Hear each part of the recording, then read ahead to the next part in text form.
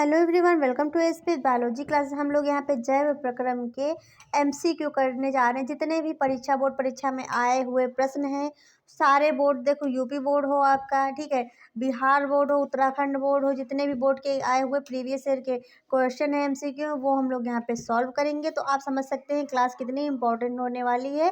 तो ज़्यादा से ज़्यादा क्लास को शेयर करें, जितना हो सके उतना शेयर करें, क्योंकि यहाँ पे देखिए सारे प्रीवियस ईयर के क्वेश्चन आपको मिलेंगे। ठीक है, तो हम लोग यहाँ पे जो पहला प्रश्न है वो देखते हैं।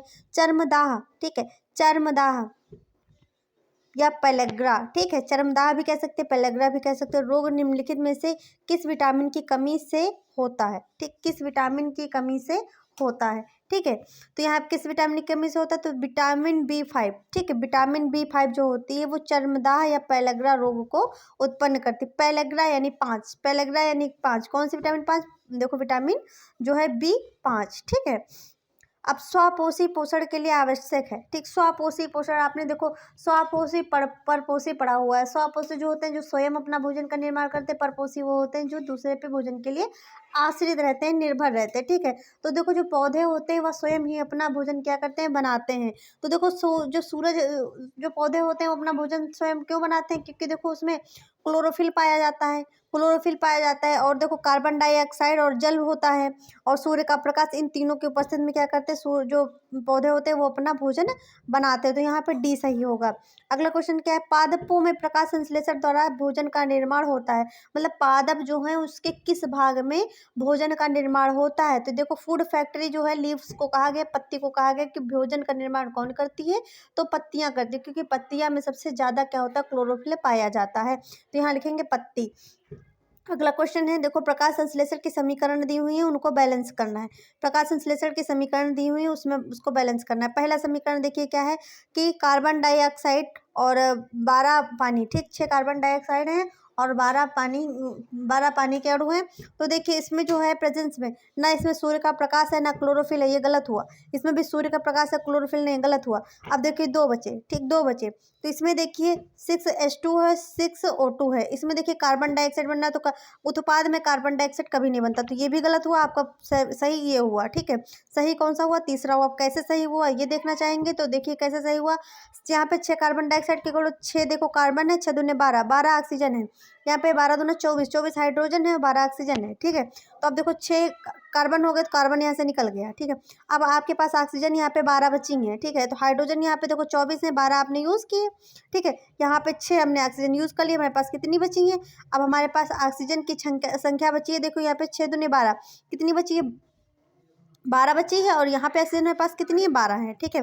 तो यहाँ पे देखिए अब हमने हाइड्रोजन मेरे पास 24 है, 6 दूनी 12 यहाँ पे यूज़ हो गए, ठीक, 12 यहाँ पे यूज़ हो गए, 12 यहाँ पे यूज़ हो गए। हाइड्रोजन का काम खत्म हो गया, कार्बन का काम खत्म हो गया, ठीक है। तो अब यहाँ पे ऑक्सीजन बची, यहाँ हमने देखो यहाँ पे आपकी 12 थी, यहाँ पे 12 थी, ठीक है। तो यहाँ पे देखो 6 यूज़ हो गई, यहाँ पे 6, ये देखो ये टोटल देखो 12 हो गई। अब आपके पास बची कितनी है? 12 बची हैं, तो 6 दूनी 12, ठीक है, 6 दूनी 12, तो 12 ऑक्सीजन यहाँ पे जो समीकरण हो गया वो बैलेंस हो गया, ठीक है।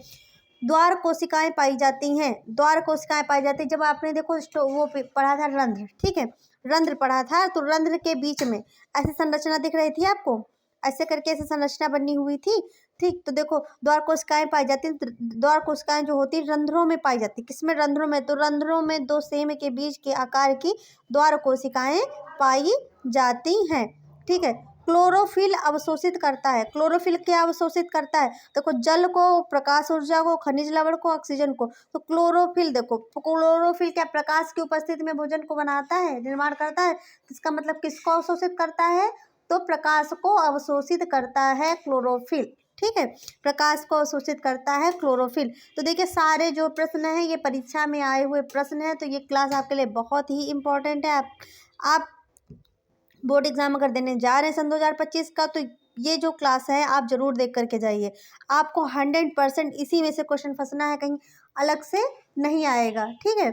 तो प्रकाश संश्लेषण के दौरान निम्न में से कौन सी एक क्रिया नहीं होती है? ठीक, प्रकाश संश्लेषण के दौरान कौन सी क्रिया नहीं होती? क्लोरोफिल द्वारा प्रकाश ऊर्जा का अवशोषित करना, ये होती है, भैया ये होती है, ठीक है। प्रकाश ऊर्जा का रासायनिक ऊर्जा में परिवर्तन, प्रकाश ऊर्जा रासायनिक ऊर्जा में, देखो रासायनिक समीकरण देखा था हम लोगों ने, इसका मतलब रासायनिक ऊर्जा में परिवर्तित हो रही है, ठीक है। अब अगला क्या, देखो कार्बन डाइऑक्साइड कार्बोहाइड्रेट में अपचयन होती है बिल्कुल।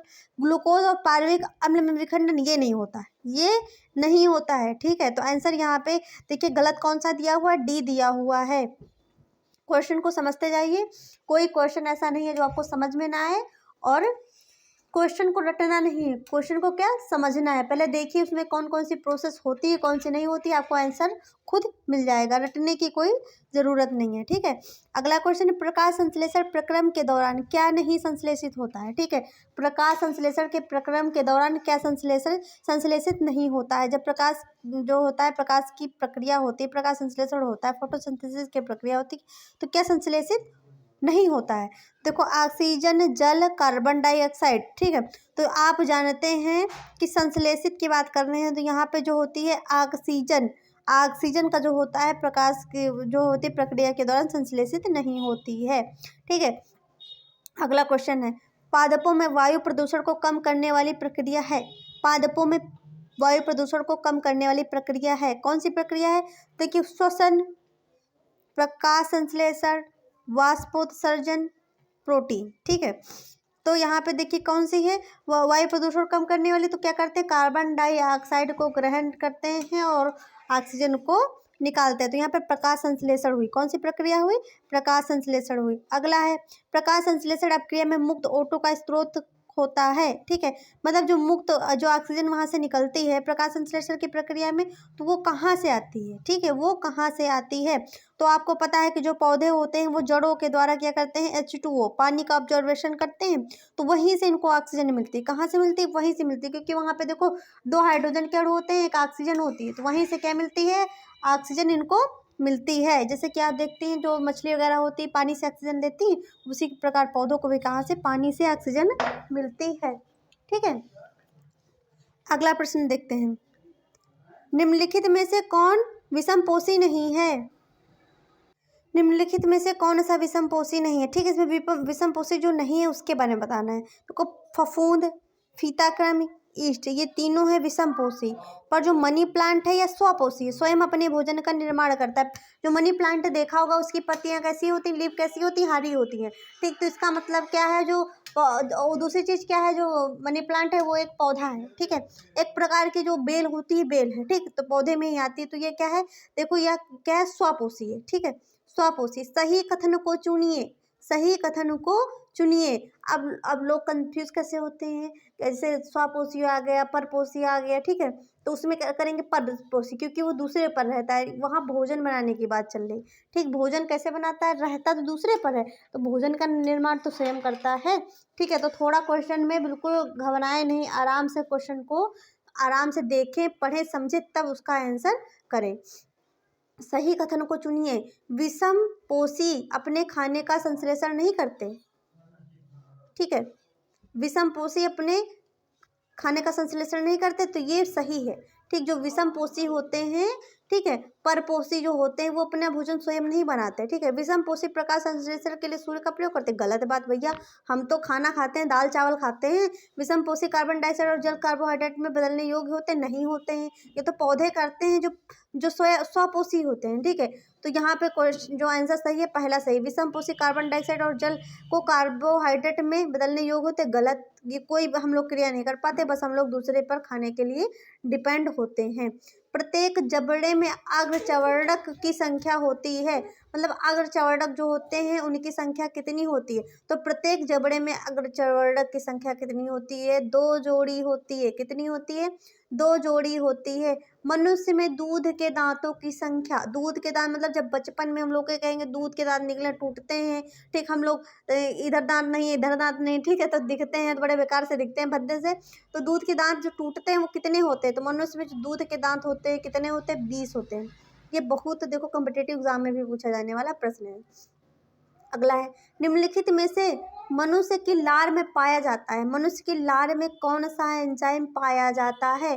ठीक, तो मनुष्य की लार में जो पाया जाता है तो टाइलिन और लाइसोजाइम, ठीक, टाइलिन और लाइसोजाइम दोनों प्रकार के एंजाइम मनुष्य के लार में पाए जाते हैं, जिसमें टाइलिन मंड पर क्रिया करके उसे क्या कर देता है, शर्करा में बदल देता है, मतलब मंड जो स्टार्च होता है उसको शर्करा में बदल देता है। तथा लाइसोजाइम जो होता है, जो हम लोग खाना खा रहे हैं, जो जैसे कि गंदा खाना खा रहे हैं या फिर देखो बाहर का आप खाना खा रहे हैं तो उसमें कुछ बैक्टीरिया होता है, घर में भी खा रहे हैं तो उसमें क्या है, जैसे थोड़े बहुत जीवाणु जो हुए, कीटाणु हुए, तो उनको नष्ट करने का कार्य किसका होता है, तो लाइसोजाइम का होता है। ग्रास नली द्वार पर लटकी हुई पत्ती के समान उपास्थि रचना कहलाती, पत्ती के समान देखो मुंह खोल लो तो ऐसे करके से लटकी रहती है, ठीक है, तो उसको क्या कहते हैं, तो उसको देखो क्या कहते हैं, तो उसको कहते हैं घंटी, देखो घड़ी ढापन, क्या कहते हैं, घड़ी ढापन। जैसे देखो घड़े में होता है ढक्कन लगा हुआ होता है, उसी प्रकार गले में भी क्या होता है, ढक्कन लगा हुआ होता है ना, तो वो इसकी संरचना कैसी होती है, पत्ती के आकार की होती है, याद रखिए, ठीक है। और यह होती क्या है, तो अगर पूछा जाए क्या होती है तो उपास्थि की बनी, ठीक, घड़ी ढापन संरचना कहलाती है, जो कि पत्ती के आकार की होती है, बनी किसकी होती है, तो उपास्थि की बनी हुई होती है।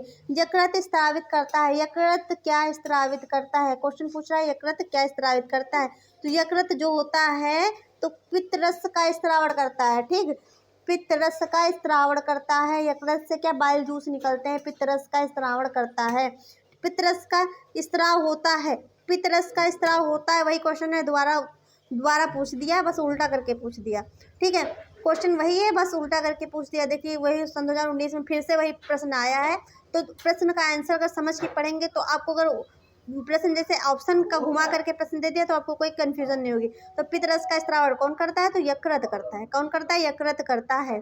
वह प्रक्रिया जिनमें जटिल कार्बनिक अणु सरल अणुओं में टूटते हैं, ठीक है, जो जटिल कार्बनिक अणु होते हैं सरल कार्बनिक अणुओं में टूटते हैं, वह प्रक्रिया कौन सी कहलाती है, तो वह प्रक्रिया जो होती है अपचयी अभिक्रिया कहलाती, कौन सी अभिक्रिया कहलाती, अपचयी अभिक्रिया कहलाती। वह प्रक्रिया जिसमें जटिल कार्बनिक और सरल अणुओं में टूटते हैं अपचयी अभिक्रिया कहलाती। केमिस्ट्री में आपने बहुत अच्छे से पढ़ा होगा, ठीक है।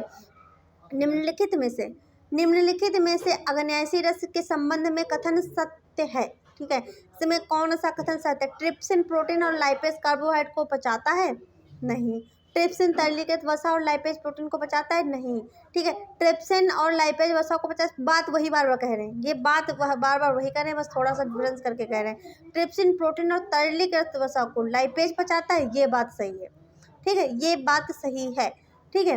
अग्न्याशय देखो अग्न्यासी रस स्रावित करता है, जो पचित प्रोटीन के लिए ट्रिप्सिन एंजाइम को रखते हैं और तरलीकृत वसा को क्या करते हैं, लाइपेज में तोड़ देते हैं। पित्त का निर्माण होता है, फिर वही क्वेश्चन तिबारा इस बार तीसरी बार मिल रहा है आपको, सन 2023 में आया, 15 में आया है, ठीक है, फिर से वही क्वेश्चन, पित्त का निर्माण होता है यकृत में, कहाँ होता है, यकृत में होता है।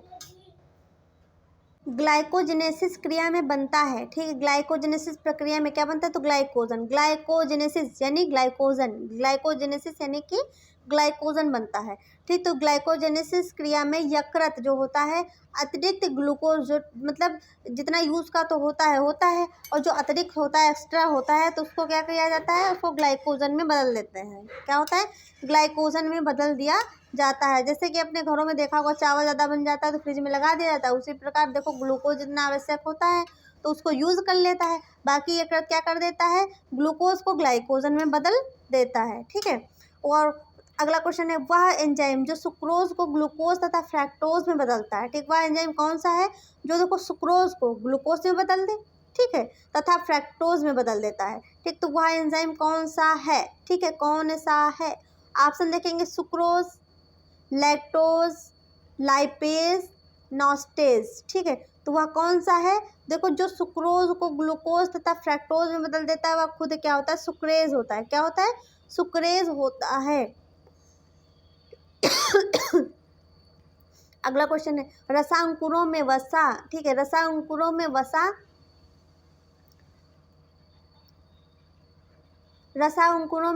वसा वसीय अम्ल एवं ग्लिसरॉल का अवशोषण किसके द्वारा किया जाता है, किसके द्वारा किया जाता है, रुधिर वाहिनियों द्वारा, आज्यीय वाहिनियों द्वारा, ए और बी दोनों के द्वारा या फिर रसांकुरों में वसा का अवशोषण नहीं होता है। ठीक, रसांकुर जो देखो ऐसी संरचनाएं होती हैं, देखो फिंगर लाइक स्ट्रक्चर जिनका होता है, जो लगी हुई होती हैं, तो किसका करती हैं, देखिए रसांकुर के माध्यम से अक्षीय वाहिनी या देखो लैक्टियल्स नामक लसिका कोशिका होती है। इसी कोशिका द्वारा वसी अम्ल एवं ग्लिसरॉल का क्या होता है, अवशोषण होता है।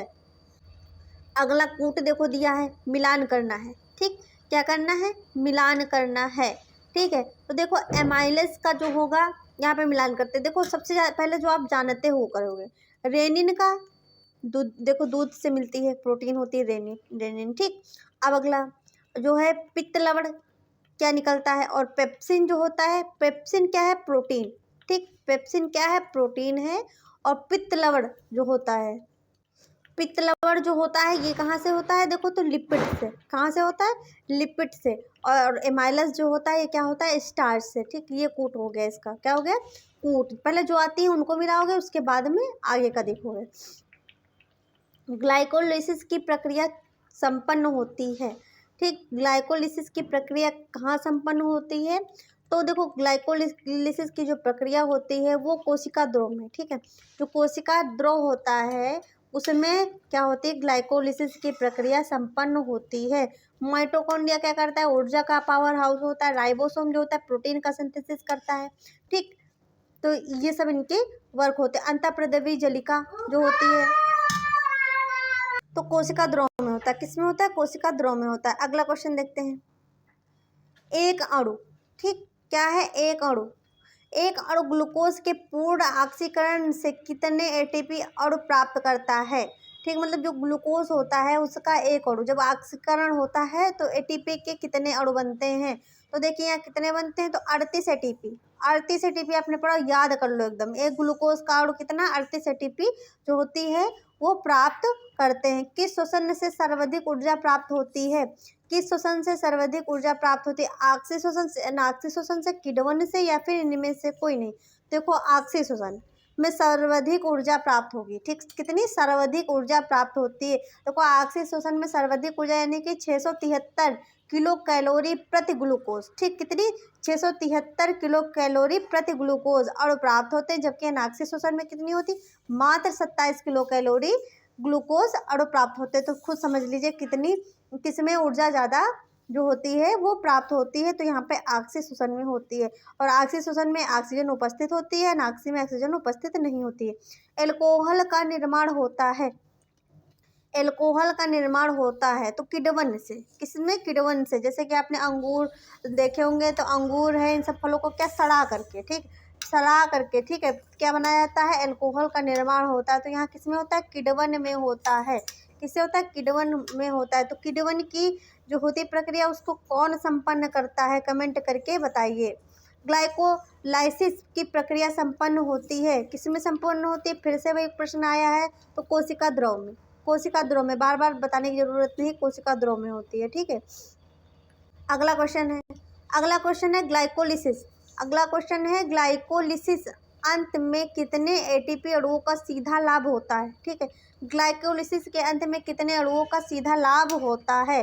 ठीक, कितने होता है, तो 2 अणुओं का सीधा क्या होता है, लाभ होता है ग्लाइकोलिसिस की प्रक्रिया के अंत में। ठीक है, अगला क्वेश्चन है कोशिकीय प्रक्रमों में ऊर्जा मुद्रा है। ठीक, कोशिकीय प्रक्रिया में ऊर्जा मुद्रा है तो कौन सी होती है, तो देखो, और इसका अगला क्वेश्चन भी बना है। ठीक, इसमें या करके दूसरा भी क्वेश्चन दिया हुआ है, तो देखो ये सन 2020 में पूछा गया है, सन 2019 में पूछा है। अगला क्वेश्चन, निम्न में से कौन ऊर्जा का सिक्का। ठीक है, ऊर्जा का सिक्का या कोशिकीय प्रक्रम में ऊर्जा मुद्रा, ऊर्जा मुद्रा पूछा जाए, ऊर्जा का सिक्का। ठीक, तो जाना जाता है, कौन जाना जाता है, तो एटीपी जाना जाता है, एटीपी जाना जाता है। कौन जाना जाता है, तो एटीपी जाना जाता है, ऊर्जा का सिक्का या मुद्रा।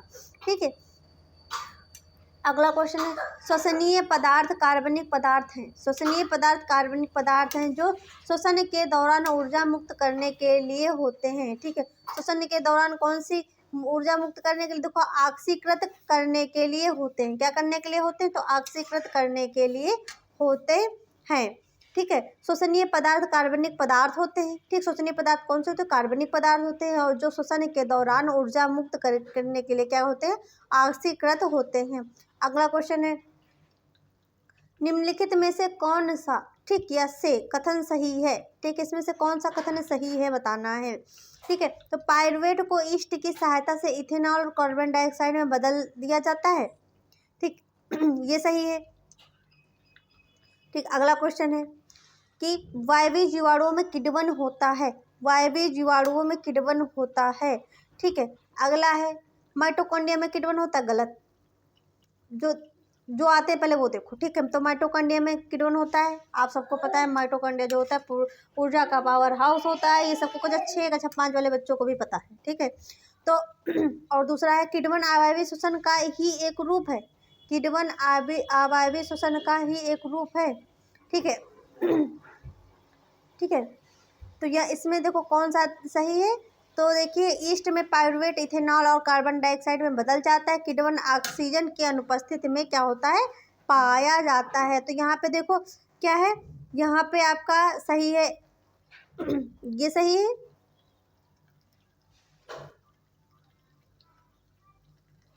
ये सही है और ये सही है, ठीक है, दो सही है यहाँ पे आपके। हीमोग्लोबिन महत्वपूर्ण भूमिका निभाता है, हीमोग्लोबिन महत्वपूर्ण भूमिका निभाता है, ठीक, श्वसन में, उत्सर्जन में, पाचन में, पोषण में, ठीक है। तो हीमोग्लोबिन जो होता है श्वसन में महत्वपूर्ण भूमिका निभाता है, क्योंकि जो बाहर से जो ऑक्सीजन आ रही है, ले रहे हैं हम, वो देखो ब्लड के माध्यम से क्या होती है, पूरे शरीर में जाती है। जैसे कि कार्बन डाइऑक्साइड हम लोग ऑक्सीजन लेते हैं, कार्बन डाइऑक्साइड निकालते हैं, तो क्या होती है हीमोग्लोबिन जो करती है ऑक्सीजन को पूरे शरीर में क्या करती है, पंप करती है रक्त के माध्यम से। हीमोग्लोबिन क्या है, हर एक देखो भाग में होता है, क्या होता है, ब्लड को ऑक्सीजन के माध्यम से पहुंचाता है। तो अगर पूछा जाए कि ऑक्सीजन का वहन कौन करता है, तो रुधिर करता है। कौन करता है, रुधिर करता है। निम्नलिखित में से कौन सा श्वसन के लिए सही है, कौन सा कथन श्वसन के लिए सही है। अंतः श्वसन के समय पसलियां अंदर की ओर गति करती हैं, डायफ्राम ऊपर की ओर उठता है, यह सही है।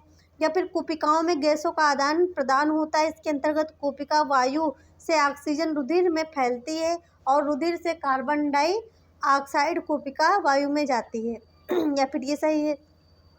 या फिर हीमोग्लोबिन ऑक्सीजन की तुलना में कार्बन डाइऑक्साइड के लिए अधिक संबंध रखते हैं, या फिर ये सही है। या फिर गैसों के आदान प्रदान के लिए कूपिकाएं सतह की जगह बढ़ाती हैं, ठीक। तो देखो इसमें सही क्या है, तो इसमें देखो ये है कि कूपिकाओं में गैसों का आदान प्रदान होता है, इसके अंतर्गत कूपिका वायु से ऑक्सीजन रुधिर में क्या करती है, फैलाती हैं और रुधिर से कार्बन डाइऑक्साइड कूपिकाओं में जाती है। अगला गैसों के आदान प्रदान के लिए कूपिकाएं सतह की ओर जगह बढ़ाती हैं, तो यहाँ पे डी सही है ऑप्शन। अगला है मानव में गैसों का आदान प्रदान होता है, गैसों का आदान प्रदान किसके द्वारा होता है, तो कूपिका के द्वारा होता है। किसके द्वारा, कूपिका के द्वारा होता है। ऐसे संरचनाएं होती है कूपिकाएं, ठीक है। अगला क्वेश्चन है निम्न में से कौन सा विकल्प कंठ यानी कि ध्वनि पेटिका जिसको कहते हैं के बारे में गलत है, ठीक। इसमें से कौन सा ध्वनि पेटिका के बारे में क्या है, गलत है। तो यह एक अस्थिर पेटिका है, तो यही गलत है, ठीक है। ये ग्लोटिस लेरिक्स में खुलती, ये सही है। भोजन निगलने समय ग्लोटिस से ढक जाता है, ये सही है। नहीं तो देखो खाना पानी एक में चला जाए, ठीक है, नहीं खाना पानी क्या हो, एक में चला जाए। अगला क्या है, और जो भोजन को लैरिक्स में जाने से रोकती है, ये बात सही है, ठीक। उपरोक्त सभी, तो यहाँ पे देखो आंसर गलत कौन सा है, ए। कौन सा है, ए। अगला क्वेश्चन देखते हैं वायुकोश किन कोशिकाओं से बनता है, वायुकोश किन कोशिकाओं से बनता है। सल्की उपकला से, घनाकार उपकला से, स्तंभी उपकला से, ग्रंथिल उपकला से। देखो सल्की उपकला से क्या होता है, वायुकोश बनता है। अगला है मनुष्य के नासा मार्ग से, मनुष्य के नासा मार्ग से अंदर आने वाली वायु के ताप एवं नमी नियमन के कार्य में सहायक झिल्ली होती है। नासा झिल्ली, श्लेष्मा कला, नसावेश्म, या फिर इनमें से कोई नहीं, ठीक है। तो कौन सी होती है, श्लेष्मा कला, ठीक है। श्लेष्मा कला होती है जो अंदर वाली वायु के ताप एवं नमी के नियमन में क्या करती है, सहायता करती है, ठीक है। आगे वाला क्वेश्चन है, देखते हैं श्वास नली की लंबाई कितनी होती है, श्वास नली की लंबाई कितनी होती है। तो 10 से 12 सेंटीमीटर होती है। कितनी होती है, 10 से 12 सेंटीमीटर होती है। 1.5 से लेकर के 2.5 सेंटीमीटर व्यास की क्या होती है, खोखली नली होती है। मनुष्य की श्वास नली की दीवार में होती है। मनुष्य की जो श्वास नली होती है उसकी दीवार देखो दीवार में होती है, तो यहाँ पे सी आकार की जो होती है उपास्थि होती, उपास्थि याद रखना, मनुष्य की श्वास नली में सी आकार की, ठीक है, कैसी होती, सी आकार की उपास्थि होती है। फुफ्फुस गुहा में भरे तरल का क्या कार्य होता है? जो फुफ्फुस गुहा में तरल भरा होता है उसका कार्य क्या होता है? फेफड़ों की सुरक्षा करना? नहीं। फुफ्फुसावरण को नम तथा चिकना बनाए रखना? ये भी नहीं। फुफ्फुसावरण को घर्षण मुक्त करना? ठीक है, देखो फेफड़ों की सुरक्षा करने का, फुफ्फुसावरण को चिकना बनाने का, फुफ्फुसावरण को घर्षण, देखो देखो जब फेफड़ों की सुरक्षा कर कैसे कैसे करेगा ये, तो फुफ्फुसावरण को नम करेगा, ठीक है, और चिकना रखेगा। उसके बाद जब नम और चिकना रहेगा तो फुफ्फुसावरण में क्या घर्षण नहीं होगा, क्या होगा, घर्षण की प्रक्रिया नहीं होगी। यहाँ पे क्या है, डी सही है। मनुष्य के शरीर में फेफड़ों की संख्या कितनी होती है? ठीक, कितनी होती है? तो फेफड़ों की संख्या कितनी होती, सबको पता है, दो होती है। कितनी होती, दो, मतलब यानी कि एक जोड़ी फेफड़े पाए जाते हैं, एक जोड़ी, ठीक है। और दायां फेफड़ा कितने पिंडों में बटा होता है? ठीक है, दायां फेफड़ा कितने पिंडों में बटा होता है? तो 3 पिंडों में बटा हुआ होता है। मानव का दायां फेफड़ा 3 पालियों में बटा होता है, जबकि बायां फेफड़ा कैसा होता है, द्विपालित होता है। दायां जो होगा 3 पालित होगा और बायां जो होगा द्विपालित होगा, ठीक है। यहाँ पे भी क्या करना है, कूट को मिलाना है। केचुआ जो होता है, श्वसन अंग बताने हैं। केचुआ जो देखो मनुष्य का सबसे पहले अपने जानते हो फेफड़ा, ठीक है। कीट जो होते हैं ट्रैकिया से करते हैं। मछली किससे करती, क्लोम से करती है। केचुआ क्या करता है, अपनी स्किन से करता है। सही, मैच हो गया।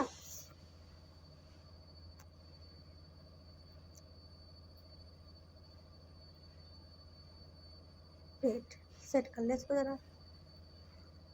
हो गया। अगला क्वेश्चन है, मनुष्य के हृदय में कोष्ठों यानी कि वेस्मों की संख्या होती है, कितने होती है, 4। कितने होते, 4। जैसे कि आपका हृदय जो होता है वो कितने चैम्बर में बोले बटा होता है, तो 4 में होता है। देखो दायां नीले बायां नीले, दायां लिंद बायां लिंद, कितने होते हैं, 4 चैम्बर होते हैं। पल्मोनरी सिरा खुलती है, रुधिर या रुधिर लाती है, ठीक। पल्मोनरी सिरा खुलती है या रुधिर लाती है? तो देखो बाएं अलिंद में खुलती है, ठीक। कहाँ खुलती है, बाएं अलिंद में। 2 पतली फुफ्फुसीय अथवा पल्मोनरी सिराएं बाएं अलिंद में खुलती हैं। ये फेफड़ों को क्या करती है, रुधिर, शुद्ध रुधिर को लाती है। पल्मोनरी सिरा क्या करती है, शुद्ध रुधिर को लाती हैं। फेफड़ों में शुद्ध रुधिर आता है। फेफड़ों में शुद्ध रुधिर कहाँ से आता है? तो देखो फेफड़ों में बाएं नीले से क्या होता है, शुद्ध रुधिर आता है। कहाँ से आता है, बाएं नीले से शुद्ध रुधिर आता है। शुद्ध रुधिर को शरीर के विभिन्न भागों में ले जाती है, कौन ले जाती है, ठीक। शुद्ध जो रुधिर होता है उसको पूरे शरीर में कौन ले जाती है, ठीक, कौन ले जाती है, तो महाधमनी, महाशिरा महाधमनी में कंफ्यूज ना होना। रुधिर को पूरे शरीर में कौन ले जाती है, महाधमनी ले जाती है। कौन ले जाती है, महाधमनी। महान है धमनी, महान है धमनी, तभी क्या कर रही है, शुद्ध रक्त पूरे शरीर में ले जाती है, ठीक। महाधमनी शुद्ध रुधिर को शरीर के विभिन्न भागों में ले जाती है और साथ ही शरीर की कोशिकाओं में पोषक पदार्थ, ऑक्सीजन और हार्मोन्स को क्या करती है, पहुंचाती है। हृदय के बारे में सही कथन बताइए, ठीक है। यहाँ क्या करना है, हृदय के बारे में सही कथन को बताना है, सही कथन को बताना है, ठीक। तो सही कथन क्या कह रहा है, देखिए, बायां अलिंद शरीर के विभिन्न भागों से ऑक्सीजनित रुधिर शरीर में प्राप्त करता है, गलत है। जबकि दायां अलिंद फेफड़ों में भी ऑक्सीजनित रुधिर प्राप्त करता है। बायां नीला ऑक्सीजनित रुधिर को शरीर के विभिन्न भागों में पंप कर देता है, जबकि दायां नीला भी ऑक्सीजनीकृत रुधिर फेफड़ों को में पंप करता है। ये सही है, ठीक, ये सही है। बाएं अलिंद में से ऑक्सीजनित रुधिर दाएं अलिंद में ले जाया जाता है, ठीक है, ले जाया जाता है और रुधिर को शरीर के विभिन्न भागों में भेज देता है, ये गलत है। यहाँ पे आपका सही जो है दूसरा है और चौथा है। कौन सा है, दूसरा और चौथा है।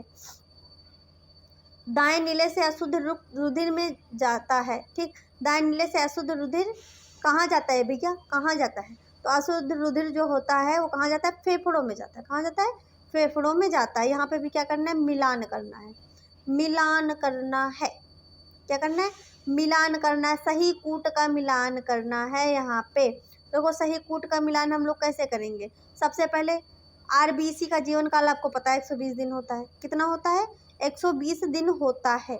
कितना होता है, तो 120 दिन होता है। अब प्लेटलेट्स का जीवन काल और WBC का जीवन काल बता दीजिए, समझ में आ जाएगा।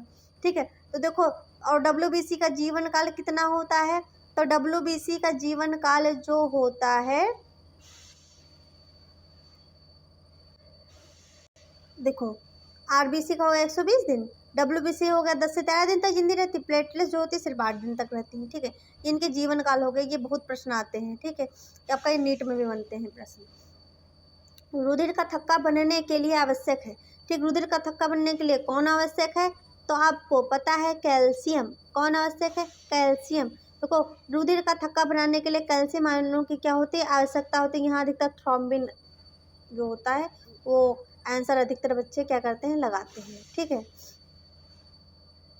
अगला क्वेश्चन है, लाल रुधिराणुओं का जीवन काल कितना होता है, अभी देखा हमने 120 दिन। ठीक है, लाल रुधिराणुओं का जीवन काल 120 दिन का होता है। ठीक है, पता है आपको। अगला क्वेश्चन है, सेट कर लो थोड़ा।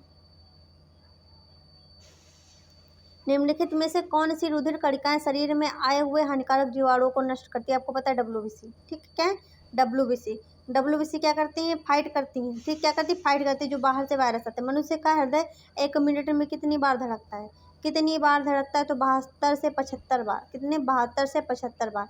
पादप में जाइलम का कार्य क्या होता है, जाइलम जल, जाइलम जल, जाइलम जल, जल क्या क्या करेगा, तो जल करेगा, देखो, जल का संवहन करता है। ठीक, जल का संवहन करता है। जल में जो आपको अगर पूछ लिया जाए जल खनिज लवण और जल का है, दोनों दिए हुए तो वो भी सही है। ठीक है, वहाँ पे वो भी सही है।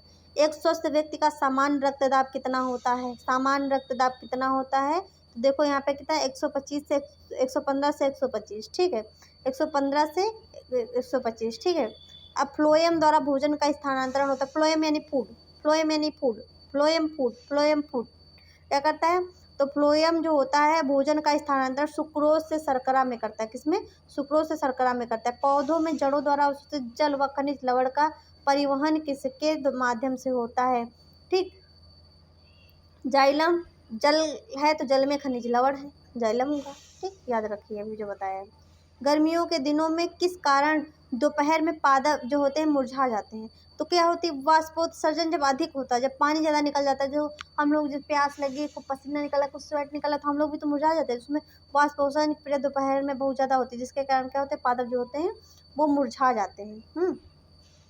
अगला प्रश्न है, में नाइट्रोजनी अपशिष्ट का उत्सर्जन नाइट्रोजनी गोलिकाओं के रूप में होता है, किसमें होता है, ठीक, तो सरीसृप में। ठीक है, सरीसृप में नाइट्रोजन अपशिष्टों का उत्सर्जन नाइट्रोजनी गोलिकाओं के रूप में होता है। मनुष्य में मुख्य उत्सर्जी अंग कौन सा है, मनुष्य में मुख्य जो है वृक्क होता है। क्या होता है, वृक्क होता है उत्सर्जी अंग, किडनी जिसको कहते हैं। मनुष्य में वृक्क एक तंत्र का भाग है जो किससे संबंधित है, जो किससे संबंधित है, तो यहाँ पे किससे संबंधित है, उत्सर्जन तंत्र से। किससे, उत्सर्जन तंत्र से।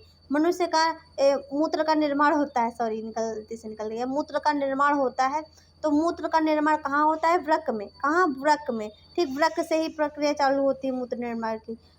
मानव में अमोनिया को यूरिया में कौन बदल देता है, तो यहाँ पे कौन बदल देता है,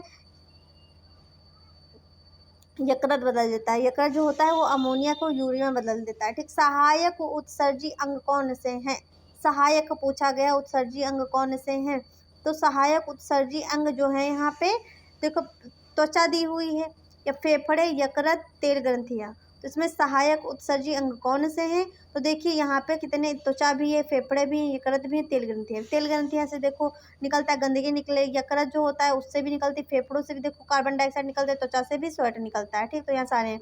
वृक्कों का कार्य होता है, वृक्कों का कार्य किसका होता है, उत्सर्जन का होता है। वह प्रक्रम जिसके दौरान हानिकारक पदार्थों का निष्कासन होता है उसको कहते हैं उत्सर्जन। क्या प्रक्रिया कहते हैं, उत्सर्जन। मनुष्य का प्रमुख उत्सर्जी उत्पादक क्या होता है, हम लोग क्या निकालते हैं, यूरिया। क्या निकालते हैं, यूरिया। वृक्क में उपस्थित मेडुला के पिरामिड वलकुट की किन संरचनाओं द्वारा एक दूसरे से पृथक होते हैं, किस संरचना के द्वारा होते हैं, तो बर्टनी के रीनल कालम से। किससे, बर्टनी के नीलम कालम से। देखो मेडुला में 8 से 15 त्रिभुजाकार संरचनाएं पाई जाती हैं जिन्हें पिरामिड कहते हैं। क्या कहते हैं, पिरामिड। ये वलकुट द्वारा एक दूसरे से क्या होते हैं, पृथक हो जाते हैं, जिन्हें बर्टनी के रीनल कालम कहते हैं। वृक्क बना होता है, वृक्क बना होता है किससे? मूत्र वाहिनियों से, मालपीगी नलिकाओं से, नेफ्रॉन से, शुक्रजनन नलिकाओं से। तो वृक्क किससे बना हुआ होता है? तो आपको पता है वृक्क जो होते हैं उनमें नेफ्रॉन, ठीक, नेफ्रॉन लगे हुए होते हैं, नेफ्रॉन से बना हुआ होता है, ठीक। प्रत्येक वृक्क में लगभग 8 से 12 लाख महीन लंबी तथा कुंडलित नेफ्रॉन होते हैं। हमने पढ़ा है चैप्टर में नेफ्रॉन। बोमन संपुट किसका भाग होता है? बोमन संपुट किसका भाग होता है? तो बोमन संपुट वृक्क नलिका का भाग होता है, जिसे मालपीगी कोश भी कहते हैं। कोशिका गुच्छा गुच्छ किसमें पाई जाती है? कोशिका गुच्छ किसमें पाई जाती है? तो बोमन संपुट में जो होता है कोशिका गुच्छ पाई जाती है, इसे ग्लोमेरुलस भी कहते हैं। निम्न में से कौन सा पद मूत्र निर्माण का हिस्सा है? ठीक, कौन सा है? तो देखो, परानिषंदन और वर्णात्मक पुनरावशोषण और वाहिकी स्त्रावण, तो तीनों हैं। क्या है? तीनों, तो ये तीनों सही है। यकृत संश्लेषित करता है। यकृत शर्करा को, रुधिर को, यूरिया को, प्रोटीन को। किसको संश्लेषित करता है? तो देखो, यूरिया को संश्लेषित करता है। किसको? यूरिया को। यकृत यूरिया का संश्लेषण करता है या रुधिर में उपस्थित अमोनिया को यूरिया में परिवर्तित कर समय समय पर उत्सर्जित करता रहता है। बिंदु स्त्रावण परिणाम है। ठीक, बिंदु स्त्रावण परिणाम है विसरण का, पुष्पोत्सर्जन का, मूल दाब का, परासरण का। किसका है? मूल दाब का। मूल दाब का। बिंदु स्राव किसके द्वारा होता है? बिंदु स्राव किसके द्वारा है? तो जलरंध्र द्वारा। किसके द्वारा? जलरंध्र द्वारा होता है बिंदु स्राव। पादपों में जलीय अवशिष्ट उत्पाद का उदाहरण है। जलीय अपशिष्ट क्या निकलते हैं पादप में? तो देखो, आपको पता है रबड़ भी निकलती है, रबड़ भी निकलती है, ठीक, तेल भी निकलता है, गोंद भी निकलती, तो ये सारे सही हैं। चमड़े के शोधन में किसका उपयोग किया जाता है? चमड़े के शोधन में किसका उपयोग किया? जब देखो चमड़े का शोधन किया जाता है तो वहाँ पे देखो गोंद, रबर, ठीक, ये तो क्या है, जो निकलते हैं उत्सर्जी पदार्थ हैं, ठीक है। तो यहाँ पे किसका प्रयोग किया जाता है? टैनिन का। किसका किया जाता है? टैनिन का चमड़े के शोध में प्रयोग किया जाता है। आगे देखिए, क्वेश्चन नहीं खत्म हो गए।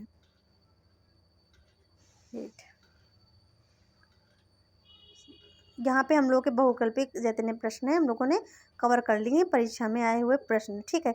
तो यहाँ पे देखिए, हम लोग क्या करना है? कूट का मिलान करना है, ठीक है। कूट का क्या करना है? हमको मिलान करना है, ठीक है। तो कूट का मिलान करना है तो हम लोग करते हैं। ये देखते हैं क्या दिया हुआ है। तो देखिए, दिया है अमोनिया, ठीक है। अमोनिया उत्सर्जी कौन होते हैं? तो आपको पता है अमोनिया का उत्सर्जन कौन करते हैं? उभयचर करते हैं, जो थल में रहते हैं, जैसे हम लोग हैं। यूरिया उत्सर्जी कौन होते हैं? ठीक है, यूरिया, रुको, अमोनिया का उत्सर्जन कौन करता है? गलत हो गया, ठीक है, सॉरी इसके लिए। अमोनिया का उत्सर्जन जो होता है जलीय कौशोरिक करते हैं, ठीक है। यूरिया देखो हम लोग करते हैं, ठीक। यूरिया उभयचर होता है। तो अमोनिया उत्सर्जी कौन होते हैं? जो जल में देते हैं, तो अमोनिया, ठीक है, अमोनिया आकाशयुगी होते हैं, ठीक है। यूरिया उत्सर्जी कौन होते हैं? उभयचर होते हैं। यूरिक अम्ल उत्सर्जी कौन होते हैं? यूरिक अम्ल उत्सर्जी कौन होते हैं? तो यूरिक अम्ल उत्सर्जी जो होते हैं,